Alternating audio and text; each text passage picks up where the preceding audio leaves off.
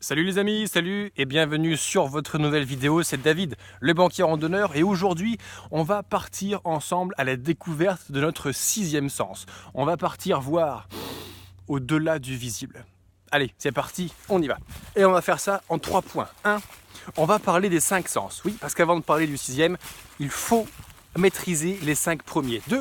On va parler de la non-conscientisation.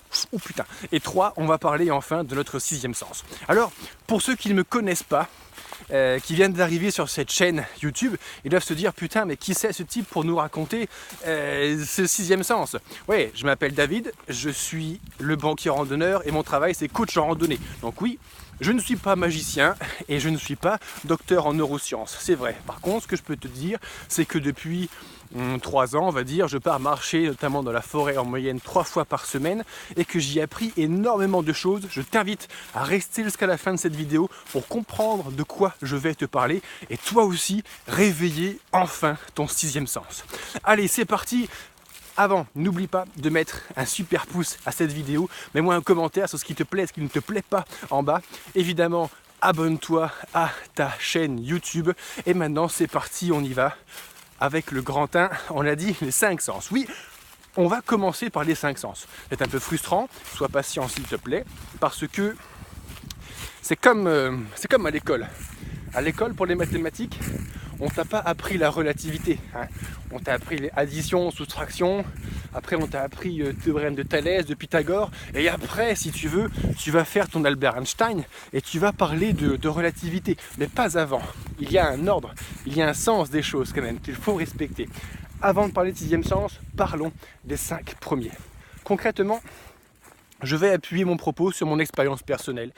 J'ai marché 5000 km l'année dernière, je m'apprête à en marcher autant cette année et j'ai passé en cumulé plus d'1 an dans la nature. Et l'endroit que je privilégie, que je préfère, c'est ici. Bienvenue chez moi, bienvenue dans la forêt. Et qu'est-ce qui se passe dans la forêt? Ce qui est extrêmement intéressant, c'est qu'on n'est pas seul. Alors, il n'y a plus beaucoup d'êtres humains. Bon, à l'époque, les vieux, ils allaient au bois l'hiver, ils allaient aux champignons, ils vont à la chasse, effectivement.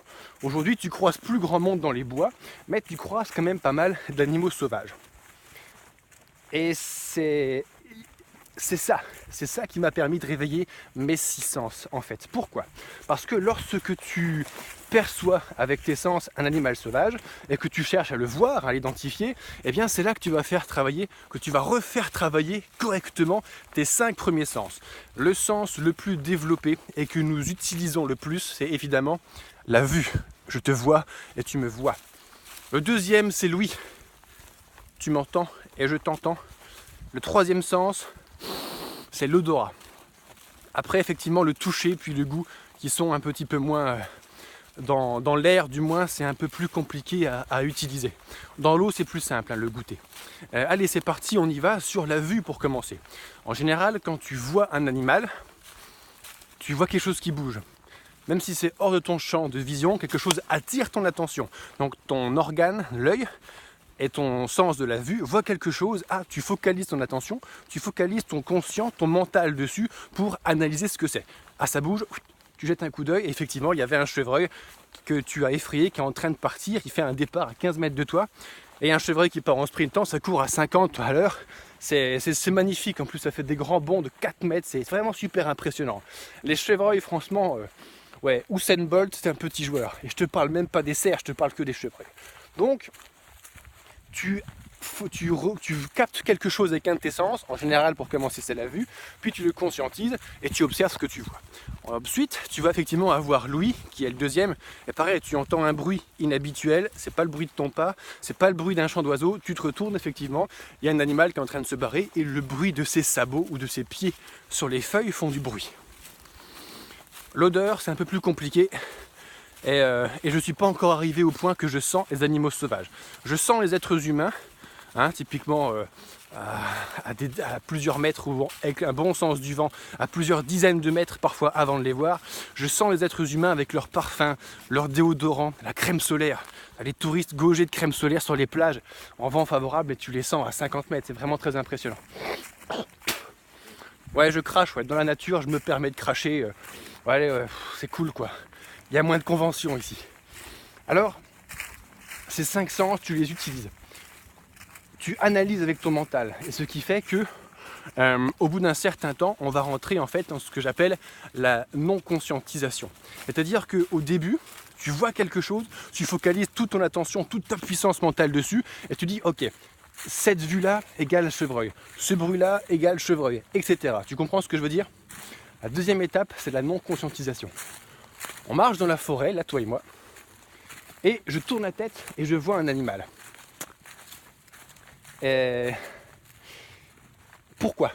Parce que mon oreille ou ma vue, quelque chose a bougé dans mon champ de vision et sans que je focalise mon attention, mon mental dessus, pourtant, je suis allé regarder par là. Parce que l'information est partie de mon sens, vue ou oui, est partie à mon cerveau, mais avant que je conscientise, mon cerveau m'a dit il y a un truc là-bas, donc je regarde par réflexe. Ça, c'est le premier stade de la non-conscientisation. Et en parallèle de la non-conscientisation, il y a aussi le phénomène statique-dynamique. Statique et dynamique, je m'explique. Lorsque tu entends un bruit, tac, tu te tournes là où tu l'as entendu. Le deuxième niveau, une fois que tu as accumulé suffisamment d'expérience sur tes 5 premiers sens, c'est la sensation dynamique. Tu as entendu un bruit, mais tu sais que ce bruit équivaut à un chevreuil, tu sais dans quelle trajectoire il est parti parce que tu as entendu 2 bruits de pas différents et tu sais à quelle vitesse il part. Par conséquent, tu ne tournes pas ton regard au premier pas, mais instinctivement, tu vas orienter ton regard non pas où il était quand tu l'as entendu, mais où il est maintenant. Donc il a pu changer de place de 5 mètres déjà. Ça, c'est l'apprentissage dynamique de tes sens.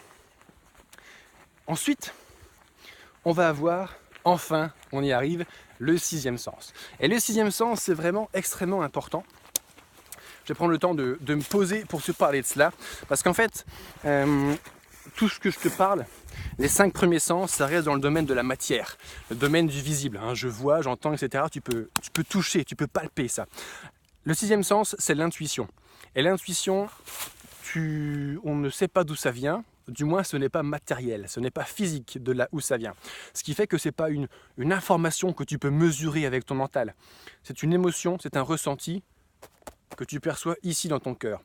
Avec l'expérience, tu vas apprendre, au même titre que pour l'ouïe, la vue, etc., à, comment dire, je cherche un mot précis, c'est comme les rêves, à interpréter, voilà. Comme interpréter ce que t'a dit ton 6e sens. Typiquement, je vais te donner 2 petits exemples effectivement d'intuition que j'ai eu il n'y a pas longtemps. Je courais dans la forêt, donc j'étais en footing, donc une petite foulée à 10 km/h, c'était à plat, j'allais pas mal, j'avançais. Et tout d'un coup, je me stoppe net et je me dis oh putain, il y a un truc qui va pas, et je m'arrête. J'écoute. J'avais rien entendu, rien vu. En étant attentif, j'entends un grognement qui est à quelques mètres devant moi. Un grognement que, par l'expérience, j'identifie comme étant un sanglier. Je m'avance doucement de quelques pas et effectivement, il y avait un énorme sanglier, mais tu sais, un vieux mâle solitaire avec le pelage bien noir qui était là en train de farfouiner sur le bord du chemin. Je ne l'avais pas vu. Quelque chose pourtant m'a fait ressentir que le truc n'allait pas. Je ne savais pas ce que c'était, mais je savais que ça n'allait pas. Effectivement, je n'aurais pas eu ce ressenti, j'aurais continué à courir, je me serais retrouvé nez à nez avec un vieux sanglier solitaire qui était en train de farfouiner, de grouiner dans le sol. Par conséquent, il aurait relevé la tête, on serait tombé face à face à 2 ou 3 mètres de distance, j'aurais violé son espace vital, il aurait très probablement eu une réaction d'agressivité. Et combien de chiens de chasse se sont fait éventrer à un coup de défense? Parce qu'un sanglier, c'est un gros bœuf. Hein. Ça court et ça a des défenses, comme les phacochères, si tu veux. Et ça bourre un coup de tête en se barrant. Combien de chiens de chasseurs se sont fait éventrer, littéralement étriper? Combien de chasseurs se sont fait couper les fémorales, couper les cuisses par les sangliers en charge?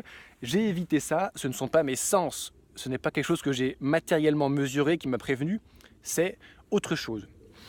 Également, en été 2017, mon intuition m'a fait ressentir l'arrivée d'un ours. Et un ours, c'est encore pire qu'un sanglier, quoi. Le danger potentiellement est pire. Un sanglier, bon, tu te fais sectionner la fémorale, bon, ça craint, c'est danger de mort évidemment. Un ours brun des Pyrénées, on est sur une créature de 300 kg, qui a des pattes avec des griffes de 20 cm à chaque bout, c'est bourrin quoi. Je sais pas si tu as vu The Revenant, mais tu vois ce que Leonardo DiCaprio peut en penser des ours. Faut pas leur tomber dessus comme ça. Et pareil, aucun sens ne m'a permis de savoir qu'il arrivait, mais plusieurs heures à l'avance, j'ai perçu qu'à cet endroit-là, effectivement, il y a un truc qui allait se passer. Je n'ai pas su à l'époque identifier, interpréter ce ressenti, et comme un con, je suis resté à cet endroit-là. Mais c'était effectivement l'arrivée de cette ours. Voilà, maintenant tu sais comment en pratiquant effectivement, alors moi je pratique la randonnée parce que je suis coach en randonnée, c'est mon métier, mais peut-être que tu peux aussi courir ou faire autre chose en exerçant un autre art avec passion et beaucoup d'amour, arriver à la même conclusion que moi, j'en doute pas. Mais en pratiquant la randonnée, et notamment au contact de la nature et des animaux sauvages, j'ai affiné mes 5 sens, mais comme un animal, hein. Je me suis rapproché de mon animalité, effectivement. Mes sens, je les comprends au niveau statique, puis au niveau dynamique, je ne regarde même plus d'où j'ai entendu le premier son. Quand j'entends un départ de chevreuil, les yeux fermés, je me vais vers là où je sais qu'il est, parce que je sais à quelle vitesse et dans quelle direction il court. Enfin, je ne mesure même plus, ayant accumulé toute l'expérience que j'ai mes 5 sens en mode non conscientisé. Ce qui fait que je sais qu'il y a un chevreuil qui est en train de se barrer ou un renard qui passe par-ci ou par-là. Et enfin, tout ça permet de réveiller, d'affiner et d'affûter le 6e sens, qui n'est pas quelque chose de mesurable dans la matière, mais qui est un ressenti qui arrive, que tu vas ressentir au fond de ton cœur et qui va te faire passer un message. Allez, à toi maintenant de jouer avec ton 6e sens. Je te souhaite une excellente journée. À très bientôt sur une prochaine vidéo. Et n'oublie pas que la vie est une magnifique grande randonnée.